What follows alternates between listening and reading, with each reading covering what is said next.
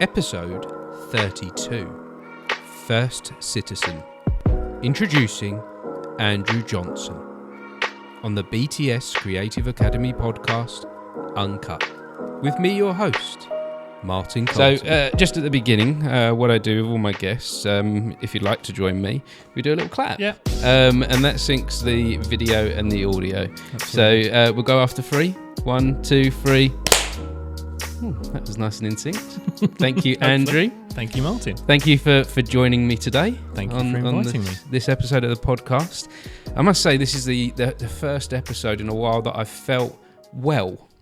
Really? Yes, I've had an awful cold for the past, I'd say, about 4 weeks. Yeah? And You've just not been able to shift it? Not been able to shift it at all. It was 1 week of hell. Yeah. 1 week, it was proper full-on flu for 1 week. And then the following sort of 3 weeks, it was just that lingering cough. That. Absolutely hate it. Runny nose. And if you go back on the previous episodes, I am trying my best to hide it. I am trying my best. You sound pretty well now, and your voice is pretty clear. Yeah, so. and I only just noticed that I'm feeling better once we started because I was thinking back to hide the cold.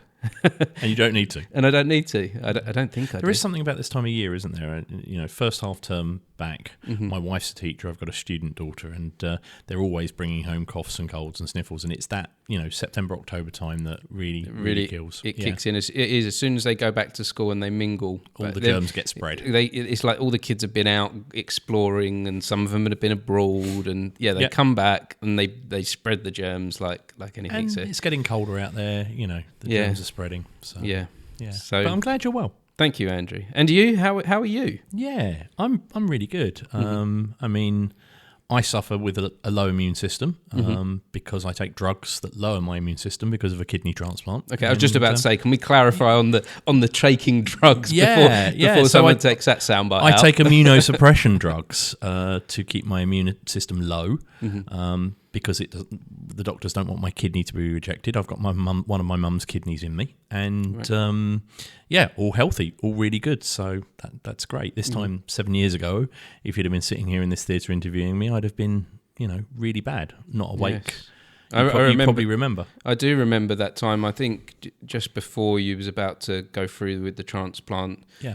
Obviously a little bit concerned about the future at that point. Yeah, I was. Yeah. Well, it's a major life-changing event, but actually, I've woken up a lot. I'm a lot more healthier. A lot more active, a lot more able to do things, whether it be in politics or it be in the theatre or any of the other things I do. So, yeah. So, if there was anyone out there listening to this that was going through something like that, would you have any sort of words of advice as they were going into it, having had that and moved forward into a more positive life?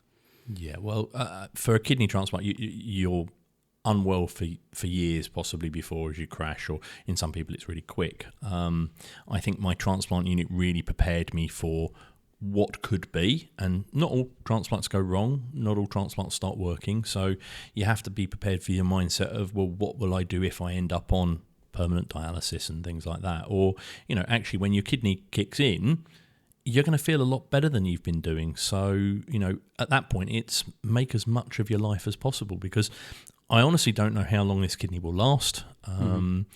I was down to like 6-7% functionality before the transplant. I really probably should have been on dialysis, but I crashed really quickly. So my advice to everyone would always be, live every day to the full, because you really don't know what tomorrow will bring. And fortunately for me, my mum had a really good match of a kidney and it's worked really well. And, I've had lots more years of fun and doing things with my wife and daughter and doing things here in this lovely theatre and just enjoying myself. Yeah, isn't that amazing that we're at a place in history where you incredible. Where you take can an have organ out of one person, put it in another, and give them a new lease of life. Yes. And it's absolutely amazing what we can do with modern medicine at the moment. Yeah, and that's good advice that you've just given there for anyone really, to live life to the full. Absolutely, I think because you never know what tomorrow brings. You don't know what tomorrow brings, and it could be an accident, it could be family problems, it could be anything. You don't know what tomorrow brings, so just enjoy every moment you can. Lovely. Well, moving on from the health stuff, for anyone watching, you're currently weighted down by a gold medallion. A bit of bling. Yeah. So tell me about this. I don't normally wear it with a a fleece. It's normally with a full suit. So I'm currently the chair of Harlow Council, Harlow District Council. So chair, for those who don't know, is a bit like a mayor, except we don't have the history of the Royal Incorporation. And so basically, I'm the first citizen of my town, first citizen of Harlow. The conscience of the council, that sounds really important when you say it like that. But I chair the council meetings. I keep all of the other councillors in order, keep to the standing orders, keep to the rules of debate, make sure everyone behaves themselves in the chamber. And then outside of the chamber, I get to do all the fun stuff, going to events, cutting ribbons, opening things. And really, it's normally a reward for long service, and normally it's very old councillors, it's retirees that get it, because most councillors are retirees anyway. Here I am, 47. I've done 26 years in local politics, and the chamber decided it was my time to be chair. So loved every minute of it. I'm actually doing it for the second year. Not many chairs get to do that. If you do, it's normally with about 10, 12 years in between. I've done 2 years on the bounce, and this is my second year. Again, in Harlow, no one's ever done that. So either they wanted to keep me shut up and away from the political benches, keep wearing the chain, or actually, I like to think I've done a good job. In my first year, I spent the year particularly promoting the arts, because I thought that was an area that needed a light shined on in our town. And this year I'm celebrating what I've called the gems of Harlow, the people, places and organisations that make our town an incredible place to live. And this building we're in, one of them, and I know you came to collect that award, but lots of others. Earlier this week I hosted a reception for our blue light services, so police, fire, ambulance, and indeed Princess Alexandra Hospital's A&E department. Recognising and just saying thank you to them for the work that they do in the community, because people in those sort of jobs get a bit of a poor shtick in the press, and actually it's a real vocation and deserves the community saying thanks. So wearing the chain and being the first citizen, saying thanks on behalf of the whole town, I think has been important to a number of organisations. How did you get given this honour? How did that come about? Well, I mean, because like you say most people get this when they're retirees. Yeah, well, I think normally the chair of a council or the mayor of a borough is someone that's been a councillor for a long time. And yeah, I tick that box. I first got elected at 21, and at the time you could only be elected at 21. Now it's dropped to 18. The law's changed. But so 26 years I've been going on 27, I've been a councillor. I've been leader of my group for a long time, 24 years. I'd been leader of the council 3 times. So I've pretty much been around the block politically, as it were. And when I stepped down as leader, frankly, because it just takes too much time if you're working and you've got a family and all the other things that I do, the chamber as a whole, my political party, but the other political party as well, wanted to, I suppose, give it to me as a bit of a reward to say thank you for your years of service. And actually, we think we might make an okay chair, and I think I've made a very good job of it. And it's been fun, apart from anything. It's been, because as a politician, you get to see one side of things. But as the chair, when you put this chain on, it's almost like a costume. The mindset changes. As you put it on, you become non-political, and you start to think in a more civic manner. You start to think apolitically almost, and I get to see a lot of things from a lot of different dimensions that I've never seen before. I've got to meet a lot of different community groups that I never had the chance to meet before and interact with them, and it's been lovely. So you're a Conservative? I am, yes. So, and you say that the chain makes you more apolitical? Yeah. I've still got my personal political views, but when I'm wearing the chain and when I'm acting as the chair, it's inappropriate for me. It would be inappropriate for me to espouse those. So if you want to ask me any political questions, I'll take the chain off and act as myself. Yes. But yeah, I'm a Conservative councillor. That's who I am politically. That's where I am. So kind of wearing the medallion, you kind of, I see you as a sort of like a champion of the communities within Harlow.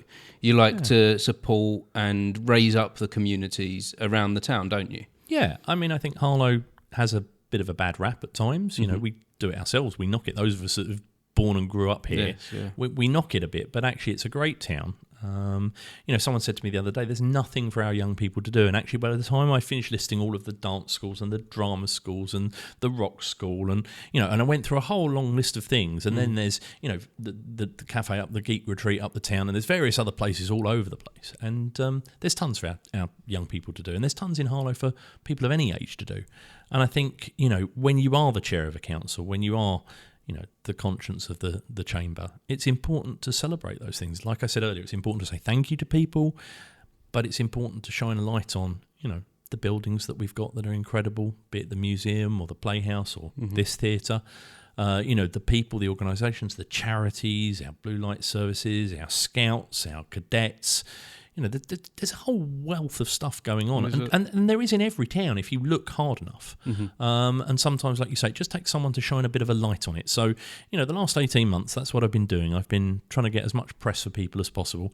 And funny enough, when you wear a big gold piece of bling like this, the press are keen to turn up. It's a story. It elevates something from just, we've opened this place on a wet Wednesday afternoon, to the chair turned up and cut a ribbon or whatever. And just the very act of me turning up and finding out about something makes it that more interesting for the media, and may make it catch the eye of someone else, because it just, when you're looking at a photo, what's that? Let's have a look at that.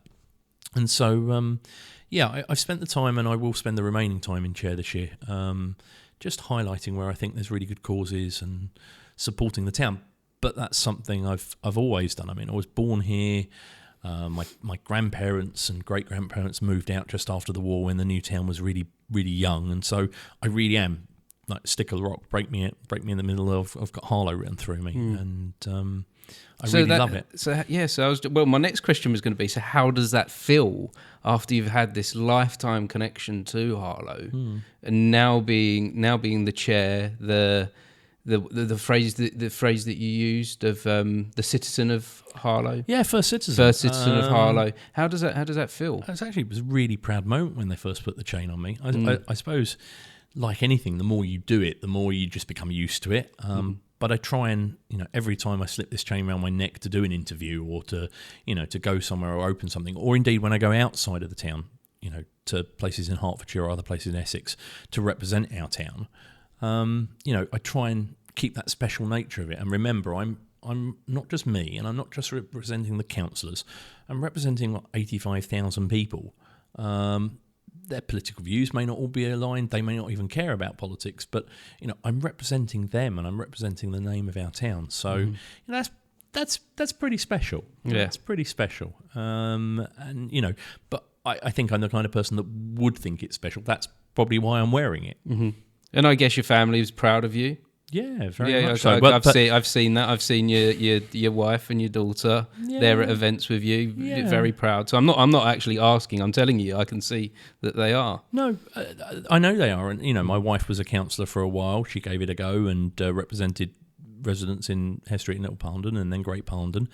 And my dad and my brother have both been involved in politics as well, and I got both of them involved. And my father-in-law, I got him involved. So yeah, we're the sort of family, both from my wife's side and from mine, that just get involved. We do things. We're people that can't sit still. Yes. Which is how we end up. I get involved on a board of governors of a school. It's how I've ended up on the board of the trustees of this theatre. It's how I end up involved with shows. It's how I end up involved with lots of other things in life. I can't sit still. I want to be involved. Why do you think that is? I think that's just, some people are born like that. I can't sit still. I have to be doing something. I have to be busy. And that old saying, if you want something doing, ask a busy person. It's true. I want to get things done. Don't get me wrong, there's something nice about laying in bed on a Saturday morning and not getting up with anywhere to go, or pitching out on the couch on a Friday night watching a film and not getting something done. But invariably at home, I've got a list of things, jobs I want to do around the house, or things I need to do for the different organisations I'm involved with. So I try and keep myself busy. Partly as well, for me, we talked about the transplant at the start. There was a couple of years towards the end before I had the transplant where I couldn't do much. people with the blood work that I had were barely getting out of bed, and I was still getting out of bed and going to work and doing some other bits. But there was lots falling by the wayside. My house, there were lots of jobs that I should have done that I didn't do, and it needed a real overhaul. And, there were lots of community groups that I wanted to be involved with and just didn't have the time. And I sort of swore to myself once I got re-energised, I'm going to make, like I said earlier, make every day worth living. And, actually, I feel a great deal more satisfaction at the end of the day having got 10 or 12 things done than not having. So yeah, so it comes down to the satisfaction. I think there's a degree of personal satisfaction there. Yeah, and maybe all the things I see you do, they're all community based, and maybe it's something around being around groups of people, finding people with similar interests as yourself. We're social animals. You are, yeah. Martin. I think we humans, are. We are. Yes. I mean, don't get me wrong. I know plenty of introverts who don't want to be interactive that much, but they still want to be around people.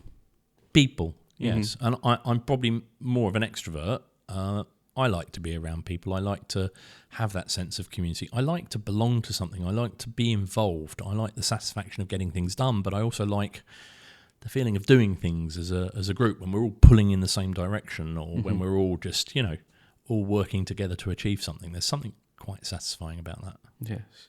So take me back to some early days for Andrew. So I want to know where this connection with community comes from. Is it something that you've just always found naturally within this town, or is there something within your youth that has brought you up this way? So do you mind if I take the chain off? Of course, I can imagine it's quite heavy. Be careful not to get tangled in the wires. No, you worked that out in advance. I put it on over the headphones in advance. So, thank you for wearing it to show the viewers the... Not a problem at all. So I think for me, when I was young, it was the church. I come from a Roman Catholic background, and my dad was very involved, and he started to become a Eucharistic minister and read at church, and I was an altar boy and started to become, at one stage, the MC, the Master of Ceremonies, so leading all the other altar boys. And then I got involved with a charity at the time called Youth 2000 that were a Catholic youth charity, and I think I found my way there in the early days through the church. And then, but I was always involved in clubs at things at school. I was always involved in outside of school, getting involved with some charity work. So yeah, I think it's just who I am, and I think like-minded people find each other, and so. Right down to when I was a kid, there'd always be someone extra at the dinner table in our family. Mum was cooking, and, mum, dad, my brother David and I, there'd always be at least one extra person. And it might be a relative, or it might be a friend of mine, or a friend of my brother's, or a friend of my parents. Or, we've got a history of, waifs and strays in our family, as my mum would call it. So, I think... just search that sense of community wherever you can find it, that sense of togetherness, that sense of being with people. No, it really is special if you can find that. And I do think that this, having grown up in this town myself, I think this is quite a special town for that. I think all new towns are like that. I was once the president of the ENTP, the European New Towns Platform, which was a collection of 17 new towns across Europe, Western and Eastern Europe, with associate members in North Africa and the Far East. And part of the group was about studying the history of new towns and trying not to make the same mistakes over and over again. But one of the things that cropped up time and again on the New Towns platform, at the meetings we'd have with different new towns, was that sense of, because each new town is just created, it doesn't grow holistically. It's just bang, suddenly there's 20,000 people of a similar age. Harlow was once known as Pram Town because everyone was having kids at the same time. Yeah. In the 80s and 90s, we had a lot of very elderly ladies still living in homes that had been their family home for 50 years. And because that sense of community was imported almost, it was transplanted here, to use a word, mainly from the East End of London. That sense of community that they had during the war in the East End of London naturally occurred in Harlow because it was just the same people moving to a different place. And so I think Harlow's had that really strange position of being not a normal town in that sense. So the demographics aren't normal. people have all grown old at the same time and generations have grown up. But I bet as you grew up in the town, the same as me, you can play that kind of who do you know game with people when you meet them, and you always know someone who knows someone. It's often really spooky how there can be a connect, how you meet someone new. Yeah, but you're connected connected. You know 3 different people that are like completely separate again, and you're like, how do you know this? You know them? How do you know this person? And it happens in this town a lot. It does, and I think that's aided the sense of community. Now, I have to say, in the last 20 years or so, things have changed, and that's definitely because of generations dying off and people moving out and new people moving in, and we're starting to become a bit more now. I mean, we're 75 years old as a town. We're starting to become a bit more like a more established town or city elsewhere, and part of the job that community leaders have got, whether it be politicians or people like yourself in the theatre, is to not let that sense of community diminish just because the demographics have changed again. I think that's really important. I think that's the struggle we'll face. And that's why, for example, in the last couple of years, when we've had the influx of Ukrainians because of the war that's going on there, or when we've had an influx of people from Afghanistan, after the airlift out of Kabul, and Harlow decided to take some families, I think it's really important that we integrate those people really quickly, respecting their traditions, but also making sure they know there is a community here that's open and welcoming, making sure they join everything they can, making sure that they get as much out, because unless we all put a lot in, none of us will get anything decent out. Yeah. And that must be a real challenge as well, to embrace the new, but also not discourage the old. As well within the community. People are always scared of new things. Of course, yes. And they're always scared of change. And, in some communities. And like you said already, this town has changed a hell of a lot in the last 20 years, but everywhere hasn't it? Yeah, the whole country has. And, problems that we have here, we're not alone with. But very few of those problems are to do with integration or lack of integration. I find anyone I talk to in Harlow has really tried their best to integrate. I think in some places they haven't. You go to some towns or parts of cities and people are still living in their own communities. You've got a community from that country there and a community from that country there, and that causes division when people don't want to interact with each other. I've had great experiences here with different communities. Just last year, maybe because of being the chair, getting to go to things that I'd never been to before. The local Hindu community invited me to their Diwali dinner and dance, and it was the most amazing night. It was something different to anything I'd ever been to. But they were really welcoming. They wanted to bring me in and show me what they were doing and what their faith was about and who they were. And I wanted to find out more about it. And there's been lots of different communities like that I've had the chance to meet. There were a few family open days over this summer that was just gone, of different groups around the town, and it's just really nice. And often food is the key to unlocking that sense of community together. You go to some of these community days and try some of the food from their part of India where they've come from, for example, and suddenly that promotes a conversation about what you like, what you don't like. Food often the heart of community. So this brings me on to a really interesting question I've got for you then, because it's something that I've wondered about over the years. How can the creative community groups, like the theatre groups, like the dance groups, like the local choirs and things like that, how can they embrace the new community? How can they bring them in?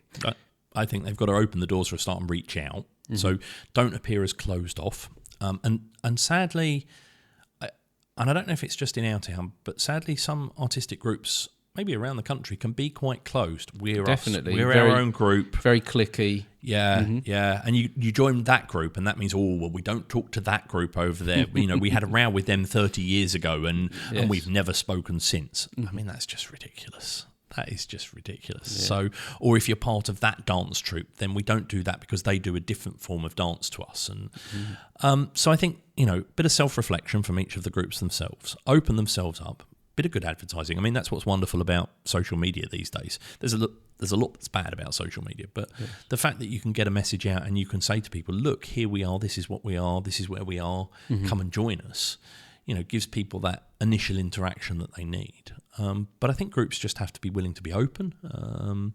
And, there's a lot we can learn. I hosted I hosted Celebrate Harlow last year at the Playhouse, which was a collection of song and dance and drama from all the different groups around the town. And I asked for audition tapes from people, and people, I think we had about 80 different audition tapes. Now, you can only get about 20 acts in, so we had to cut that down. We had to look at all of the acts. But there was a very young lady, Dukshira, I think she was about 7, and she was doing some form of Indian dance that I'd never seen before.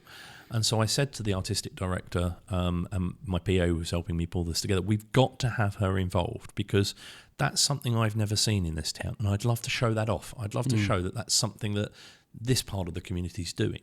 And we did, and it was incredibly well received. So I think we've got to give opportunities for people to showcase their talents, showcase their skills, showcase that they may be doing things, be it a dance or a piece of drama, in a different way to the norm. But also the groups just have to be willing to open up and hear a different voice, maybe. Yeah.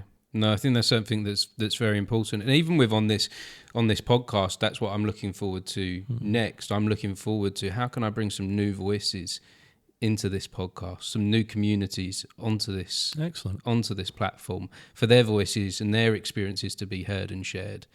Yeah. So that and within the theatre world as well that I'm part of.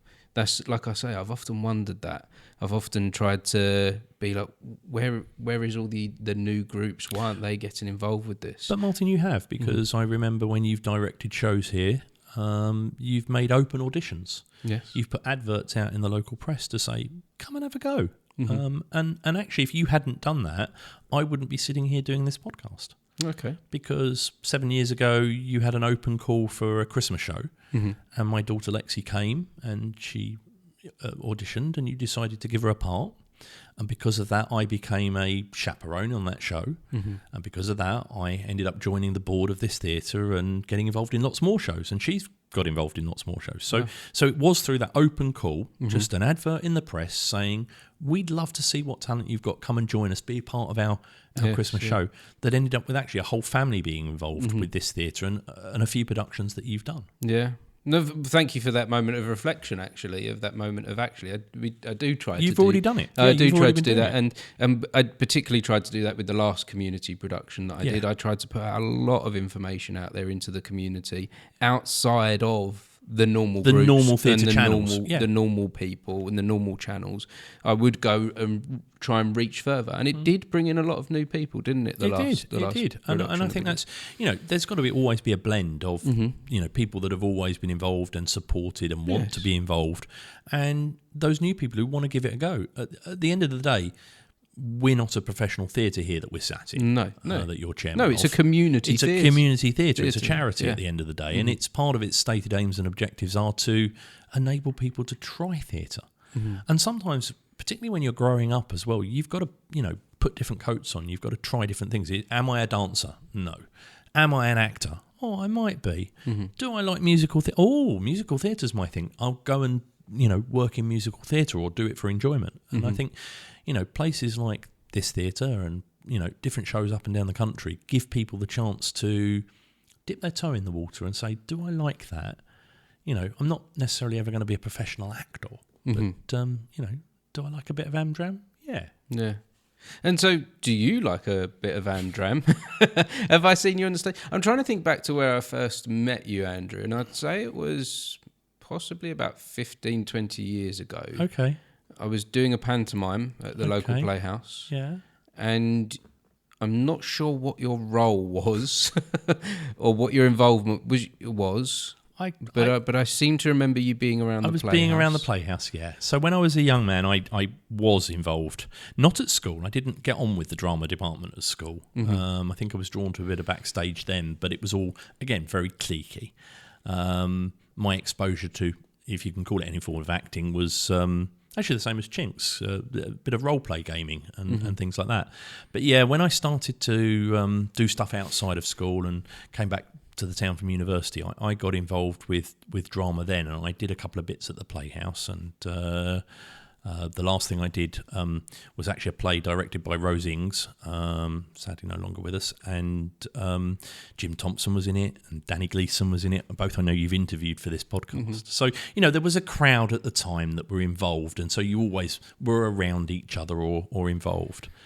And then I moved on to what I call acting for ugly people, which is local politics. Okay. Because it really is acting in the chamber. There's a lot of acting there when you give your set-piece speeches. And I got very busy with politics and became leader of the council. So I didn't really have time to be involved in the Playhouse. But I always had that love, and I'd done a few shows there, and I was always around with the group. And, hey, after-show parties are always very fun, whether you've been in the play or not. So, so I was always around. And... and then it was your call actually and Lexi getting involved with the, so the show. It was your daughter coming back that got me back involved, but I've never got back on the boards, as it were. No. Maybe one day. But your daughter's treading the boards. Yeah, been involved in multiple Christmas shows and multiple other shows. Yes. And she's going to be in Railway Children this year here. And she was in the last few Christmas shows as well. So, and I end up helping because of that. I fell in love with this building that we're sat in now, this amazing old Victorian theatre, old Victorian hall. So I've ended up helping. 6 years ago, I got asked by Caroline, who I think you've also had on your podcast, to could I help with her show, which was Vicar of Dibley, and she desperately needed someone to work the sound. And I said to her, well, never done sound before in my life, but I'll have a lash. And ever since then, people seem to think that I'm okay on sound and have asked me to do a number of shows. But normally you'll find me just pitching in anywhere in the theatre, whether it be buying stuff for shows or running around backstage and helping. I like to be involved, like we've established, and I like to be involved. I like to see shows come together. So it's not necessarily from a creative angle or an angle of you want to be interested in the music side of things or the light side of the theatre. No. It's that being around the people and the community that brings you in. I think so. I mean, when you first talked to me about being on this podcast, I said to you, but I'm not creative. And then I thought about it and thought the number of shows that I've been involved with, even if it is just in the background. And of course, just like anything, it's that swan analogy, isn't it? Where you see this lovely show, this swan gliding gracefully through the water. And underneath, there's a lot of pedalling and there's a lot of furious movement going on, whether that's backstage or up in the box or round the back. And so I thought, the more I thought about it, the more I thought, well, I do have a bit of a creative streak. I like taking photos. I like being involved with shows. I like helping. But yeah, I think ultimately it's the community. That, and I think theatre's so really important to us. And that's why community theatre especially is really important. All of the arts, we judge a civilization by its arts. And I'm a historian at heart. I read archaeology at university. And often the only thing that survives of any civilization is its arts. And you can tell a lot from it. A Roman pot often isn't just a Roman pot. It may have pictures on it of the games and the theatre that was going on, and you get to know a bit more of an insight into that community because of what they've left behind. So I think the creative arts are incredibly important to our civilization. So just being a little tiny part of that, a little cogging the wheel, sort of makes me happy. And that's really, really nice to hear from a Conservative. I knew you'd go there. If you don't mind getting into politics a little bit. I've taken the chain off. You've taken the chain off. Because we've had some people on here, bashing current politics, and I myself sometimes am a little bit upset with the way things are going on the political landscape when it comes to the arts. I do feel like it's an area that's not cared for enough in politics of its current state, especially within education. You see it pulled back more and more every year, is what it feels like. So it's nice to hear someone within local politics and a Conservative say, actually, this is what I think. Well, I think a few things there. Wow. Firstly, I'm a local politician. I'm not a national politician. Of course, yes. So, but your voice is still important within local politics. Yeah. And I think people of all sides of the chamber have known that I'm I've always been a big supporter of the arts, and I think, like I say, I think that's important. I don't see it down party lines. I know plenty of people on the left of politics that really couldn't give two hoots about a play or a piece of artwork or a photo or anything like that, just as I do as there's people on the right of politics. I think there's a lot of people that just aren't into the arts, sadly.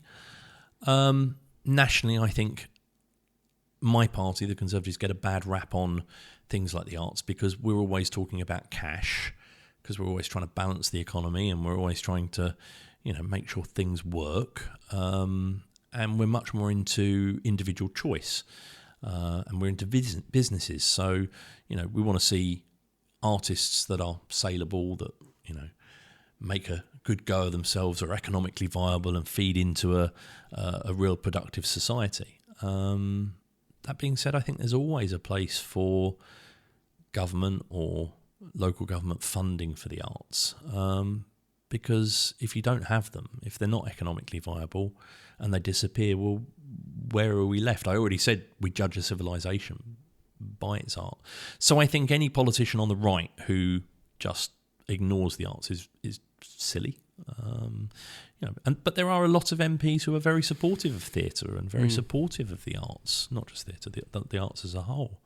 It's why I was so pleased over COVID that there was quite a bit of cash, and you had to look and you had to make some applications, but there was quite a lot of cash for the creative arts as a whole. May not have been got 100% right, maybe not everyone got the money that they should have got, but I know certainly I was able to wade through the red tape and we got quite a bit of money for this theatre, which kept this theatre going. And there were other organisations, museums and galleries and other theatres that managed to make a go of it. But maybe my party needs to do more to combat that and to say, look, we are champions of the arts, and we do have champions of the arts within our ranks. Maybe we're not just very good at shouting about it, but it's something I've shouted about quite a lot. You definitely do. Going back to the COVID thing as well. At the time, being connected with the council, you was able to help point in the right direction community groups to make sure they got the funding. A number of them to make sure they got the funding. And at the time, there was the council started off not being as fast as it wanted to be. But we got there. Well, to be fair, no one was ever prepared for that situation. No one was prepared for COVID at all.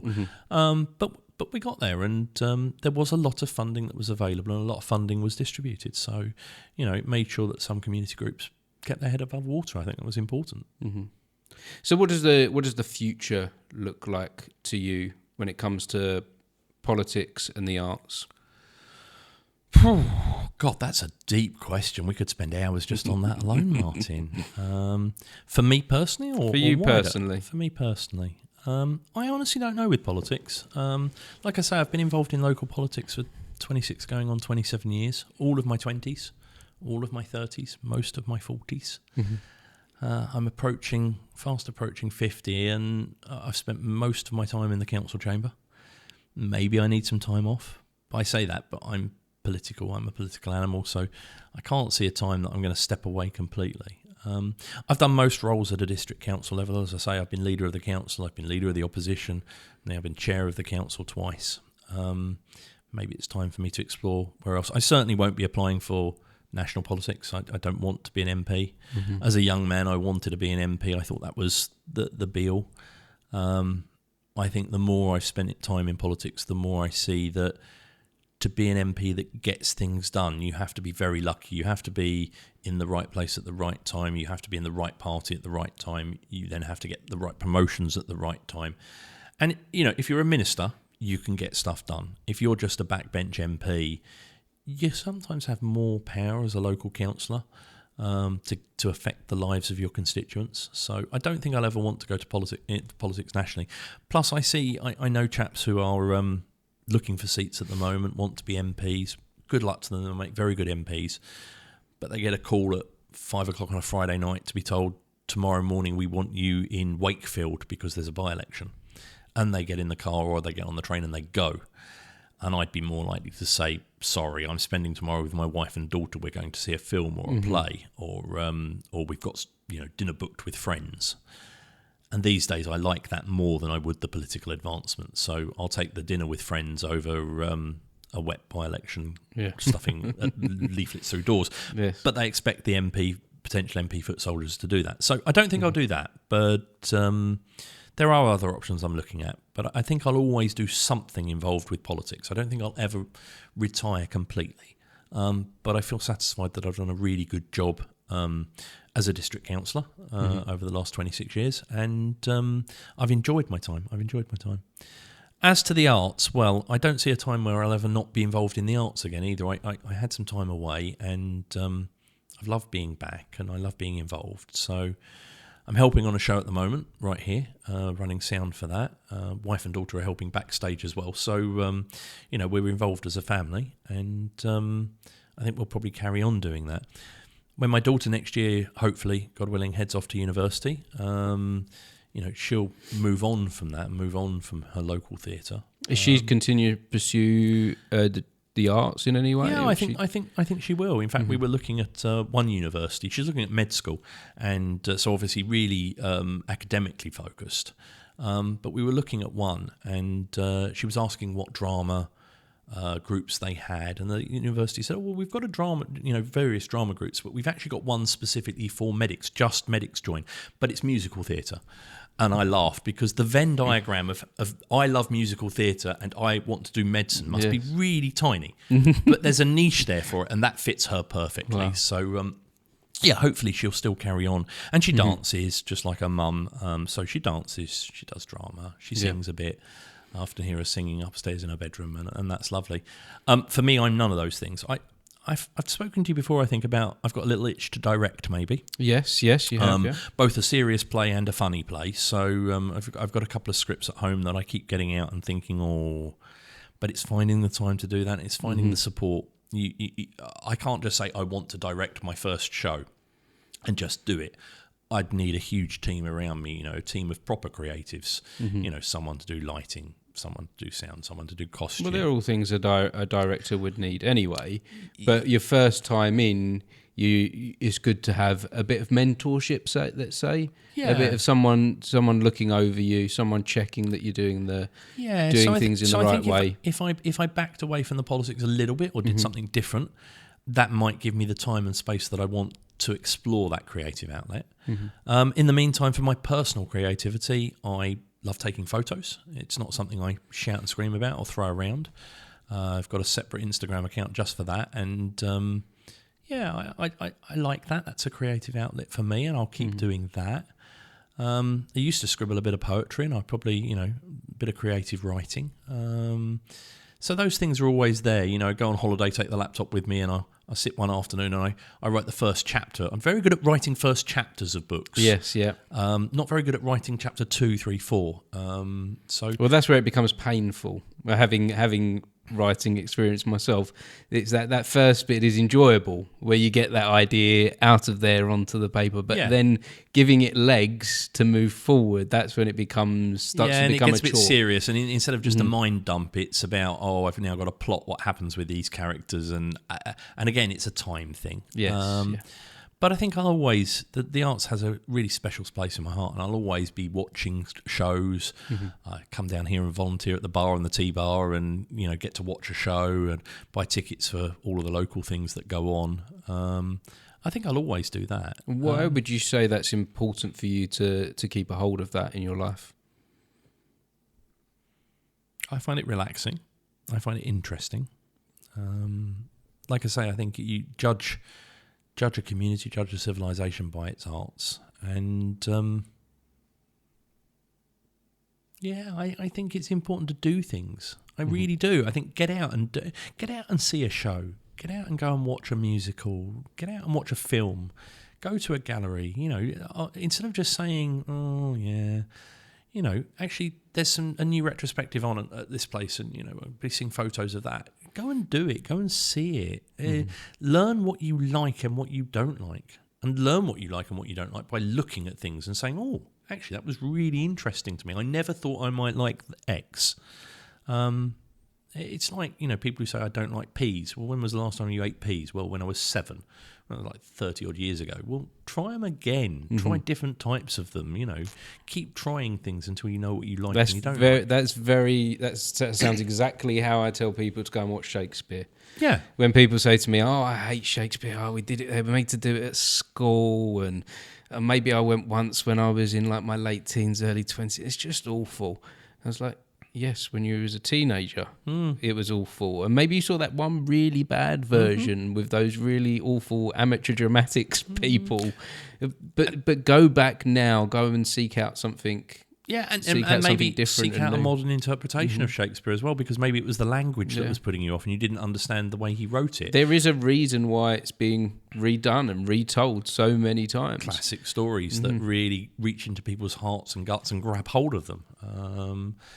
And you watch the Scottish play, and it really is something to behold. You want a love story, and Romeo and Juliet is one of the best ones out there. I mean, it's tragic, but it's one of the best ones out there, and people keep retelling it with different versions as well. Yeah. Do you know what's really weird at the moment? I'm thinking about what I'm going to direct next. All right. And the Scottish play keeps appearing. I don't know if it's like that thing in your mind where you talk about, aren't there a lot of grey cars on the road at the moment, or a lot of Toyotas, and all of a sudden you see even more Toyotas and grey cars, and it's like your mind is drawn to that. But the Scottish play keeps appearing. It started in this podcast when I sat down with Phil Dale, who's a local director and theatre manager, and he brought it up. But since then, it keeps cropping up, does it? Cropping up in different conversations, even sometimes when it shouldn't crop up. Really? It keeps cropping up on TV as a something saying to you, speaking to you deep in your soul. Yes, it really. Do you think there's a market for it in local community theatre? Oh, 100%. There's a market for Shakespeare plays in local community theatre. And for that one, both within getting a cast together. Because Shakespeare is great for bringing actors together, but also for an audience. People know, if they don't know the play, they know the names. Of course they do. That one particularly. We keep referring it to the Scottish play. Well, obviously because we're sat in a theatre, and it's bad luck to mention it. However, I don't think it's bad luck if you're on a podcast. Well, or if you were to say, Lady Macbeth's hand-wringing scene is, we haven't named him, we've named her. There we go. And hey, she carries the show, doesn't she? Yes. You need a really strong, talk about strong female leads. Yes. You need a really strong female lead for that. Lead to play that. But it's funny because you've said that now, and you've said about directing it, and obviously that would be here, wouldn't it? More than likely. And so I'm mentally running through now who could potentially names of who could play each of the different characters, and actually it's a really interesting exercise when you do that. So think about the 2 plays that I'd like to direct. So from a serious point of view, let's talk less serious point of view. So from a less serious point of view, hello. Now I know it's been done in the town before, but actually I used to love that humour. I used to love that show on TV when I was a kid, and there's something funny about it. There's something funny about slapstick type, really disgusting humour that I think gets an audience laughing. And, any play that ends up with every single, member of the cast on stage dressed as Hitler, it's got to be funny, hasn't it? Yes, when we look back on things now. Particularly and again, there will be an audience for it. Yeah. Because there is a generation that knows and loves that programme that would love to revisit that as a play. As a play, because it has a certain place in there. In the same way that 40 Towers does with people, in the same way that Vicar of Dibley, which has been done here twice in the last 7 years, it's got a real fan base. And so that's a crowd pleaser. It's a bums on seats. And it could be quite funny. And you think from a comedic point of view, the actors and actresses that we've got in this town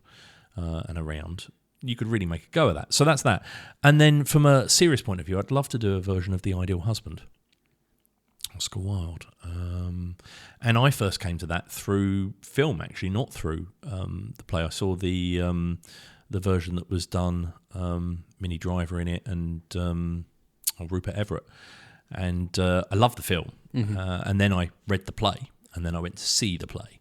very different. Obviously, one's done for a film and one's the original.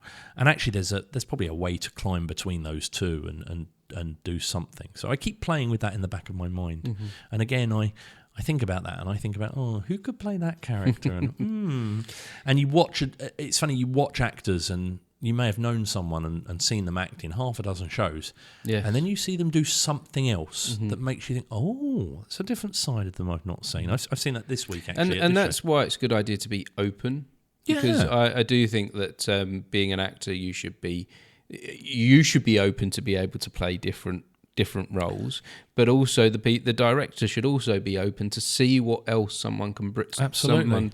Try it a different way.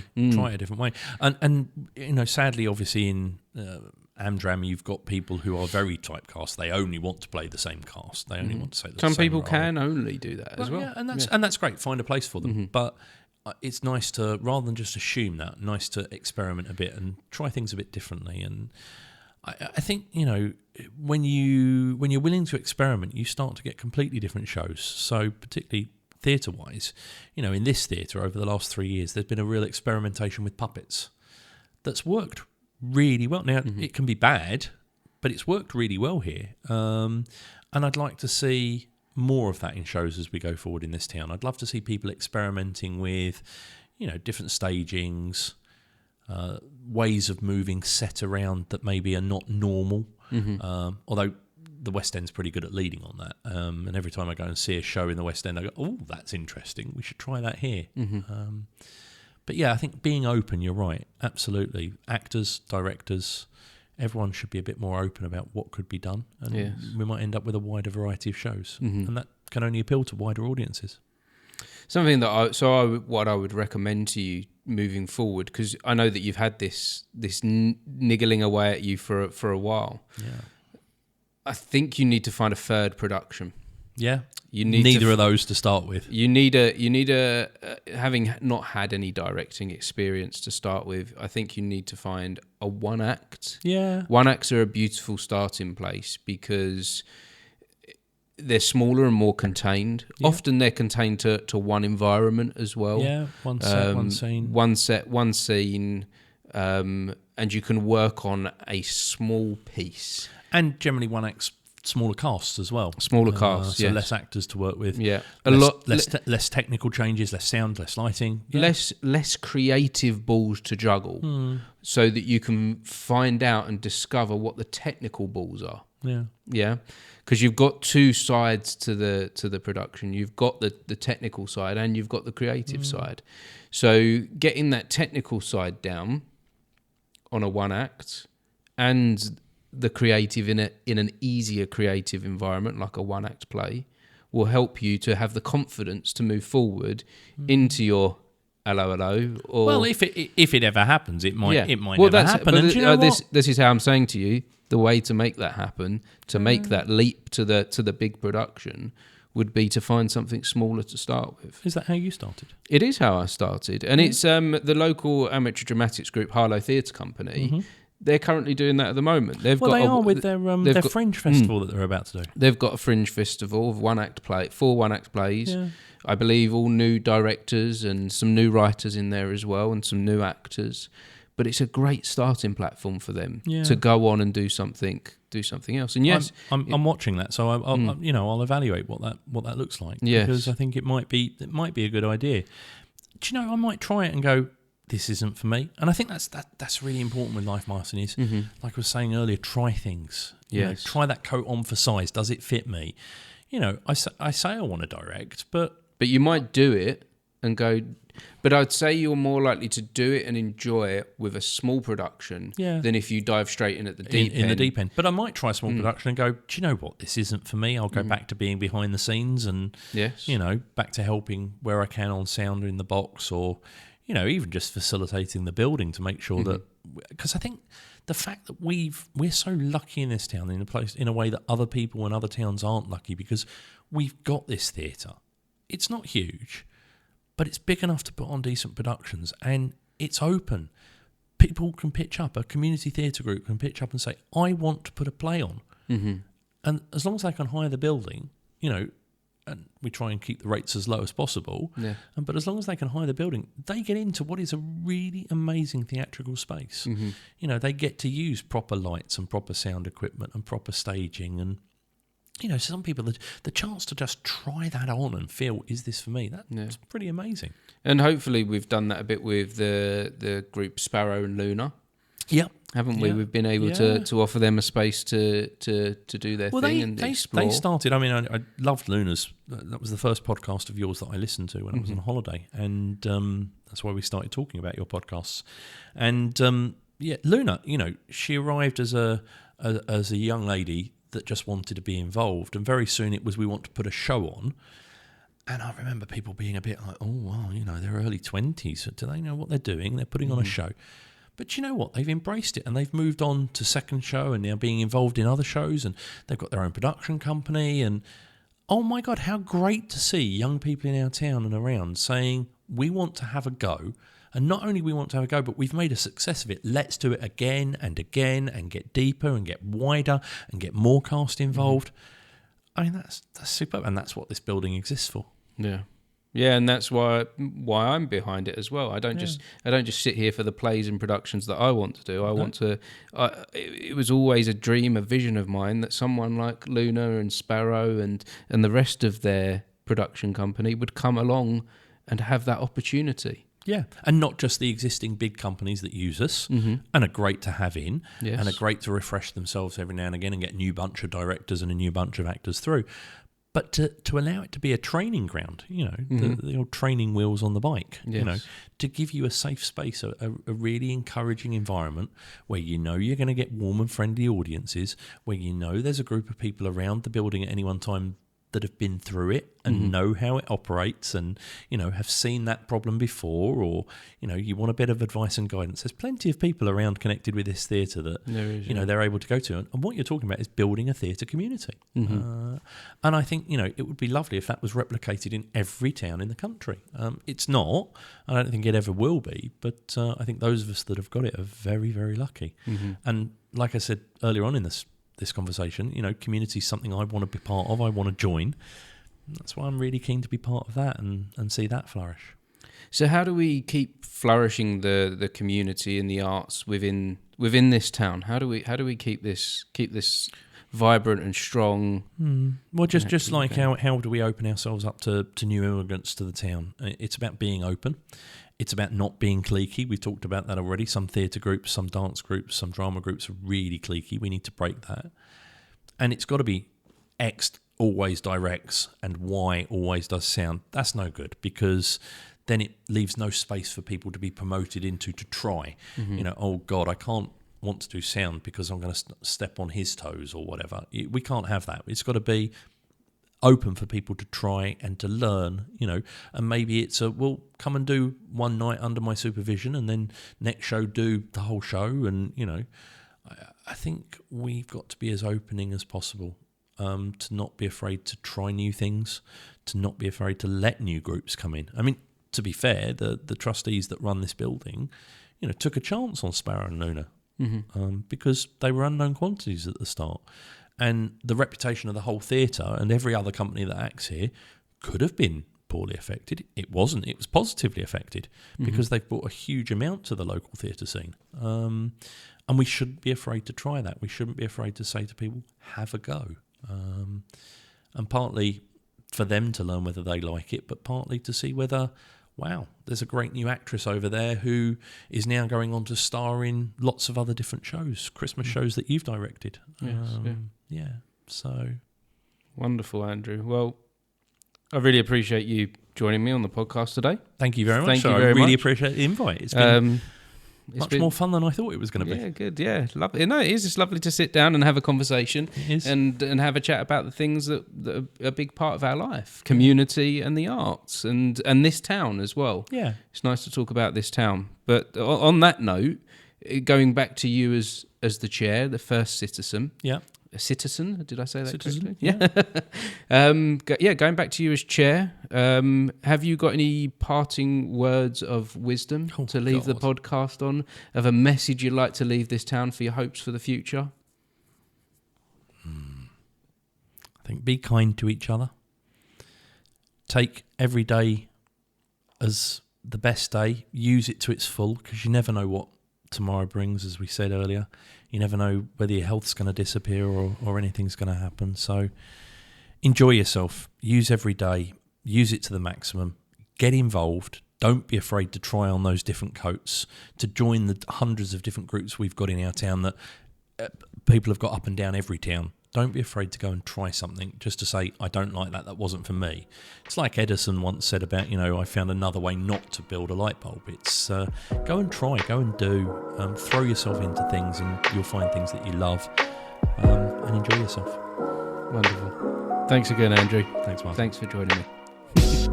Lovely, we'll wrap that up. Thanks again. Thanks for listening. Bye-bye. Wonderful. Thank you. That was the BTS Creative Academy podcast, Uncut. I appreciate you joining us for this conversation. If you'd like to find out more about the BTS Creative Academy, just search BTS Creative Academy. And so you don't miss any future conversations or exciting updates, don't forget to like and subscribe.